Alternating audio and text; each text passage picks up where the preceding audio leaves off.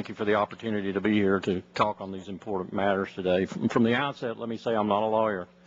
I'm a soldier and a citizen and an academic specializing in national security affairs and particularly in national security decision-making since Harry Truman saw fit to sign the 1947 National Security Act. As I was also serving after my 31 years in the military at the State Department, I was a sometime diplomat, I guess, although sometimes I think I actually did more diplomacy as a member of the Department of Defense than I did at the State Department. As I was serving in the latter capacity at the State Department as Chief of Staff in April 2004, Colin Powell came through the door that adjoined our offices, and I knew by the look on his face that he had a serious matter, and I better just be quiet and listen to him. And he indeed began to speak, and he said something like this: there's going to be a news story about prisoner abuse at a facility in Iraq. There will be very damaging photographs, some of which will be published. I've put Will Taft, William H. Taft IV, himself a former Deputy Secretary of Defense, was Powell's legal advisor. I've put Will Taft on the legal aspects of this, and I want you to work the other aspects, how we got to where we are, who did what to whom, a timeline, if you will, and any other relevant facts that you come up with. I want you to work very closely and quickly.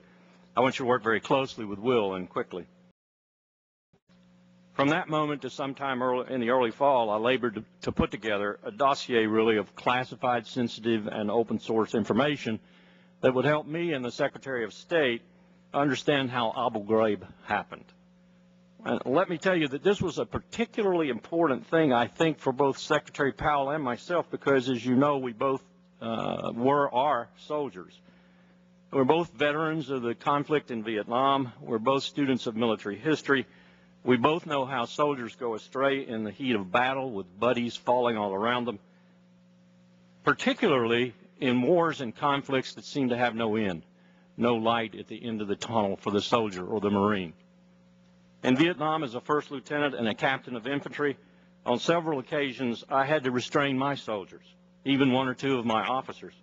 When higher authorities took such actions as declaring free fire zones, that's a zone in which you can engage and kill anything, oftentimes it would be difficult to decide what to do.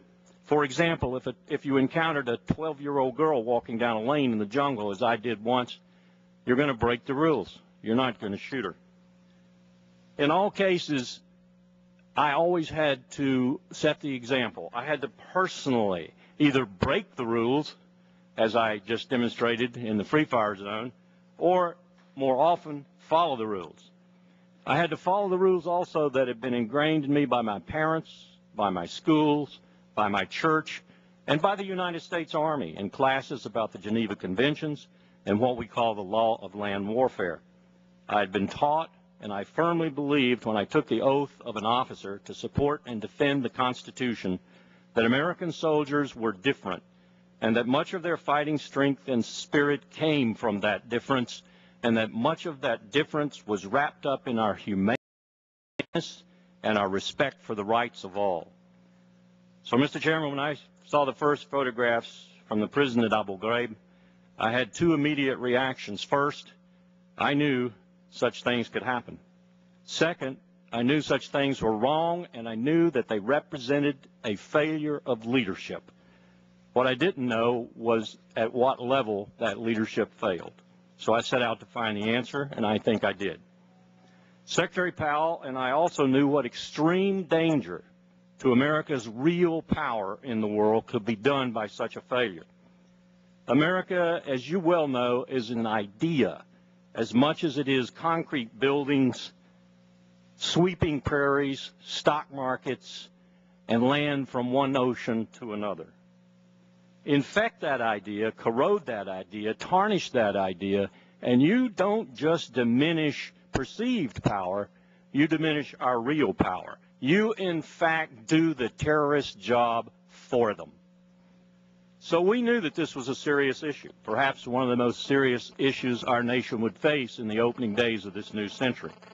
We hoped, as Secretary Powell said over and over again as he went out to the C Street entrance with foreign minister after foreign minister, and the first questions asked him were not about the foreign minister's country, but about torture and abuse.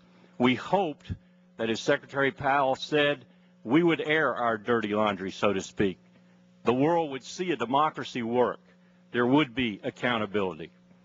In my prepared statement, which you have, and I ask that you make it a part of the record, I've summarized what I found about that failure of leadership and other items that might be of interest to you, and I'd be pleased to answer any questions about that statement. Thank you.